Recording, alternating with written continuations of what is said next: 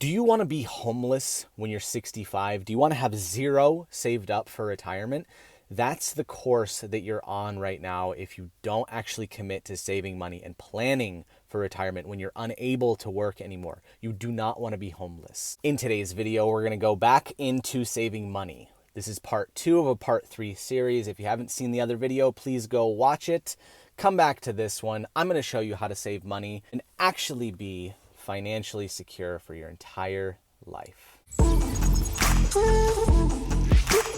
Welcome back, guys. This is part 2 of a part 3 series. If you haven't seen the other videos, please go watch it. In this video, we're going to go deeper into saving money, and in this video, I'm going to show you the best ways to cut your expenses to provide more value for your savings account so that you can contribute more. Number 1 on my list is removing luxuries from your expenses. I know a lot of people really like to shop. We get a nice little high when we buy something new, but then that high goes away the moment that we unpackage it. So there's a lot of things in life that are unnecessary, like Starbucks coffee, extremely unnecessary. You can make coffee at home for like 25 cents a cup instead of $6.52 or $7.53 per cup of coffee. Shopping, getting really expensive clothes. This is also pointless when you can go to Walmart and get $4.99 t-shirts instead of $29.99 t-shirts from whatever your favorite store is. So cutting out the luxuries. I mean, I'm not saying cutting out the things. You can still buy t-shirts and socks. Just don't buy t-shirts and socks when you can get it for a quarter of the price somewhere else. Black t-shirt is the same from Walmart as it is from Zara. It's going to get the same stains on it. It's going to get the same holes in it. Just try to save some money and stop buying really expensive crap. Step 2 in this process is finding cheaper housing. Now, this video is pretty much applied to people that don't own a home. If you own a home, you're already stuck in that payment. I'm talking about people that are renting a house, renting an apartment, living in a motel, or one of those budget suite hotel things. What you're going to want to do is find cheaper housing in your area. I know that, being close to work, having the conveniences of that is super important to you. But if you can cut your monthly living expenses, either by finding a place that already has utilities included, say you're paying $900 now, try to find a place that's $700, including utilities. That's going to save you an extra $300 or $400 a month that you can put away for savings. And just by saving $300-400 a month until you're 65 will have you millions of dollars in the bank. So cutting cost in housing is very, very powerful, guys. Step number 3 in this process is eating cheap. A lot of us have a tendency to have the quick fix, eating out, grabbing Chipotle or grabbing McDonald's, grabbing a quick pizza, grabbing a sub. All of these costs add up because when you buy a sub, at like a Porta Subs, you're spending $11 or $12 on a sub with fries or with chips and a drink, where you can make a sandwich at home with those same ingredients, just as big, for like $1.27, guys. You can wrap that thing up in saran wrap, stick it in your car, lunchbox, whatever. But cutting down on food is, I was shocked when I actually did a monthly budget and how much I was spending on food, either like buying a pizza or going out to a restaurant. And if I would have done all of those things and stayed at home, I would have saved like an extra $1,000 per month just by not eating out. $1,000 per month, guys. Like, we spend a lot of money on food because it's the main thing that we do to feed ourselves and to like kill time. So cut expenses on eating food. Step number 4 in this money saving technique is reduce your energy costs. These are super simple things, but they will cut down your utility bill a lot.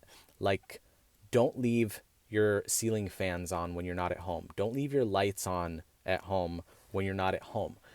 All of the things that you have running in your house, unplug them when you're not in those rooms. If you have air conditioning, turn it down a few degrees. You don't need to live in a refrigerator. You can be fine, as long as your house is a little bit cooler than it is outside, it's going to feel good. You can also take off your shirt or, not wear sweatpants while you're sitting at home. Air conditioning is very, very expensive. Energy is very, very expensive. Depending on what parts of the country you live in, it gets really pricey. And if you're in a really hot month, your prices are going to go up like crazy. So you need to be careful. how much you're spending on your utilities. Step 5 in this money saving technique is using cheaper transportation. A lot of us live in cities. A lot of us can actually do for taking a walk to work or riding our bike to work or taking a tram to work. These things are way cheaper than filling up your gas guzzling car, driving, then spending money on parking, getting stuck in traffic, killing time just for the convenience of driving, your luxury vehicle to work so that other people think you're successful.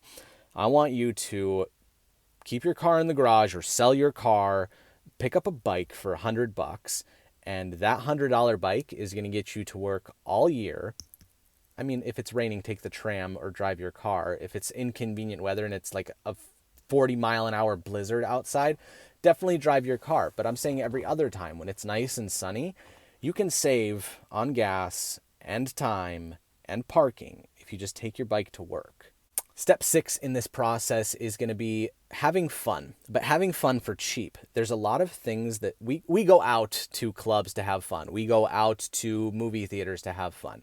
But there are other ways to have fun for free or for cheap, like going on a hike, having a walk in the park, going to walk around your city to the touristy areas and like seeing the old historical buildings or going to a free public museum. There's also community events that happen all the time where these, puts together this event and it's like a raffle and a barbecue and a potluck. Like there's things that you can do for way cheaper instead of spending $36 on movie tickets plus $45 for popcorn and M&Ms. Instead of going to the movies, watch Netflix at home since you're already paying for it. Get popcorn and M&Ms from the dollar store and you've saved yourself $65. I'm not saying don't have fun. I'm just saying have fun for cheaper. Step 7 in this process is going to be to avoid expensive addictions. I'm talking about drugs. I'm talking about alcohol. I'm talking about cigarettes, even shopping. Expensive addictions will make you poor faster than you will even realize. If you're smoking cigarettes, you're spending $6, $7, $8 now a day. Say it's $7, 365 days a year. Let's see. That's $2,555. That's a lot of money. You can go on a 2-week all-inclusive vacation to Mexico for that amount of money. So stop smoking, stop drinking. It's going to suck. You're going to go through withdrawals, but stop doing it if you want to save money. Plus, you'll be healthier and you'll live longer. Don't you want to live longer? Okay, guys, that's enough for this video. Part 3 is going to be tomorrow. Please, if you like this video, hit the thumbs up button. It really helps out the channel. Subscribe for more videos like this, or subscribe if you aren't already, and I will see you in the next video.